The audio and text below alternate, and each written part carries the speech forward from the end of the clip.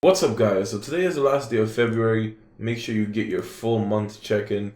Gives you a free 100 coupons as well as the remaining fragments to get yourself a 3-star Eno. Which next month we're gonna start getting Great Ninja War Sai.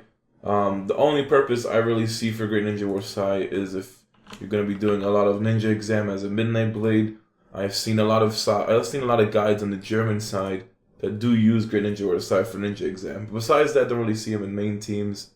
Great Ninja War Eno was, I guess an alright character to give out. Did try her out for a little bit, and she was, interesting. But this is a team that's pretty interesting. Now, I got this team from my friend Silencer on the German side. He said that one of his friends on the server was using this. I wanted to bring out some more Hidan stuff, and never really tried using him with Hiruzen. And the team is pretty interesting in the sense that it's a pretty good burst. I never really messed with Firestyle Flame Jutsu on a main team outside Ninetales personally, but this does a ton of damage. You also do the Phoenix Fire Chase just to do the Ignite. Overall, it was pretty solid in Matsuri Challenge last night, and it incorporates a lot of ninjas I do enjoy using. So I will try that out in Arena. Next thing I wanted to go over was how I'm going to do a straw poll for the next main character change, just because going through the comments is really messy. So I have a link to this straw poll. It's going to be running for 2 days. I guess I'll switch mains, usually on the next event cycles and maybe sometimes on Sundays. But for the next main character, trying to go away from the fire main, go ahead, check this out. It's going to be in the description as well as comments below. Just let me know which main character you want. I'll swap to that on Thursday. Another thing was on the stream, I did show for Sunday the power rankings. Now, as time goes on, these power rankings get more and more different. I only recognize like 6 people or less on this list now. So many new faces, so many new servers. Yeah, it's just like all the old veteran players are just moving on at this point. Don't really know a lot of people on this list. I know less than 1/5 of the people on this list. But moving on. So Sunday, if you guys did watch the stream, or if you did watch the arena highlights that I put up Monday, you will know that we did get up to the Sage of 6 Paths. It was a pretty fun stream Sunday, grinding out arena from Kage all the way to Sage of 6 Paths. Now, just in case the arena does reset tomorrow, which, it's supposed to be a new season at the start of every month. No idea if they're going to actually reset it on time, but we can only hope. And I was asked to do a arena series when arena first reset, but seeing as how I only had 2 days from Sunday, there was just no time and only 2 videos out to get Sage of 6 Paths, so I figured I should have done it on the stream. But now being Sage of 6 Paths, we can properly try out some teams. I mean, when I was up in the Super Kage, I was already fighting Kozo and very high level people. So from personal experience with this team so far, it was doing very well as long as you go first. If you get outsped and they have higher initiative than you, yeah, it poses a big problem. But overall, it's an interesting lineup. The positioning was different. Everybody was in the middle row and Dons was at the bottom, but I decided to move them up for better positioning. And oh shit. And as soon as I say Kozo, I have to go against him. Like, what the fuck, man? Who does arena at this early in the morning? Like, god damn it. This is rather awkward. I mean, it's pretty early in the morning to be doing arena, and how the fuck do you mention somebody and instantly go up against them? I mean, shit. Yeah, this poses a big problem. The funny thing was I fought this team on Sunday many times, and it scarred me for life. I really don't know. I'm guessing he's on auto.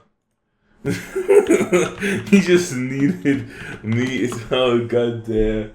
Just a coincidence that I mentioned his name and I summoned him in a fight. Like, oh fuck! And I'm pretty sure he was on auto, so I have to wait till all the mysteries go off and then just decide to do something. But yeah, I honestly don't expect much of a miracle at this point.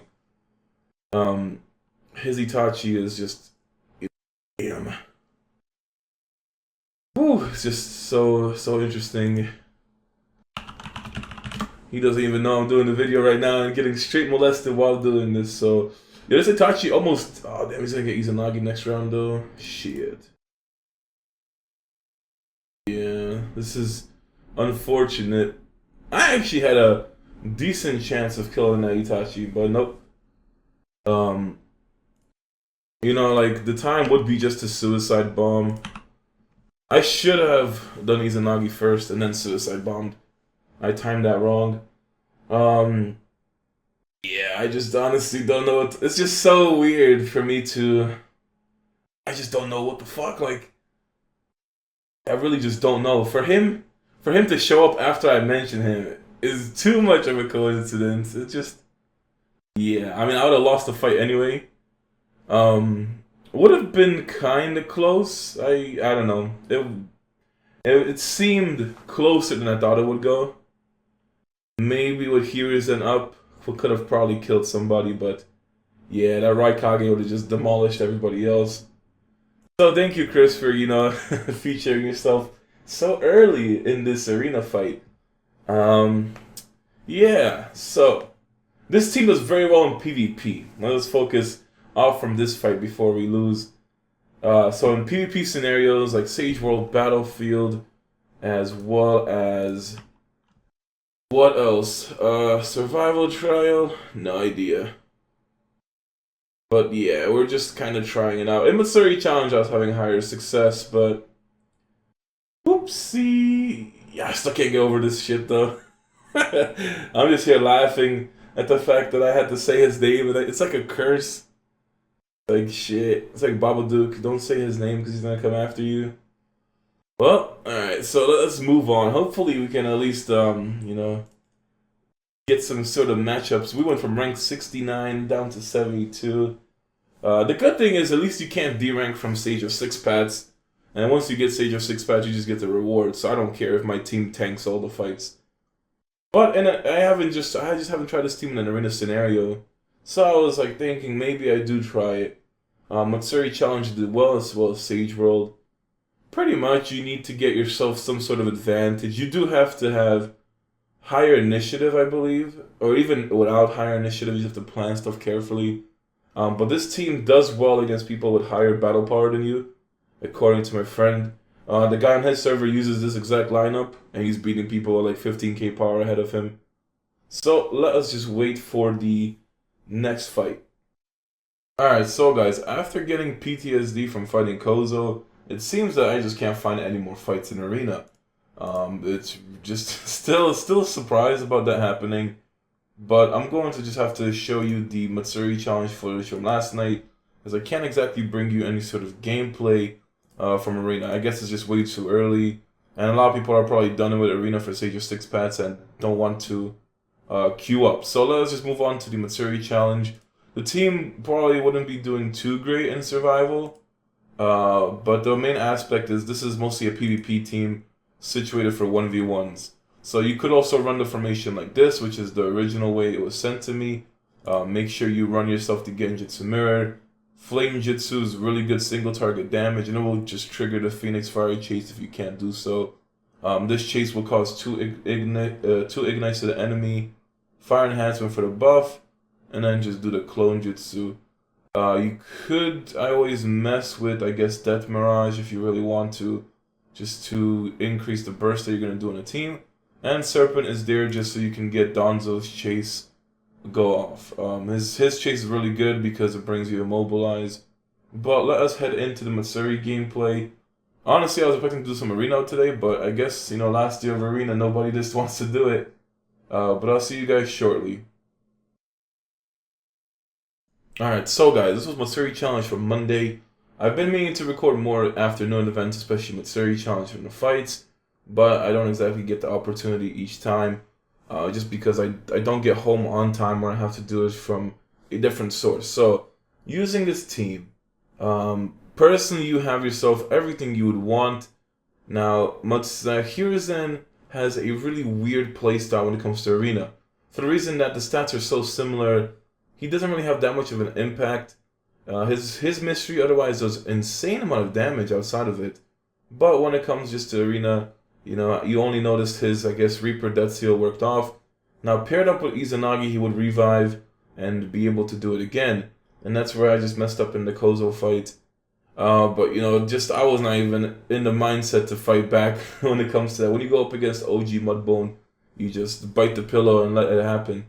So going up against some interesting lineups in Matsuri. Now you have yourself the Genjutsu Mirror round 1 from the Fire Main's Mystery, which is honestly my favorite mystery from the Fire Main. Haven't really messed with anything else after 2.0, but I always run the 4th one. Hiruzen's burst damage is really nice, especially with the barrier and the fire enhancement from the Fire Main. Hidan is just a straight up beast. I mean, he's going to be used with my Roshi team when I do get him.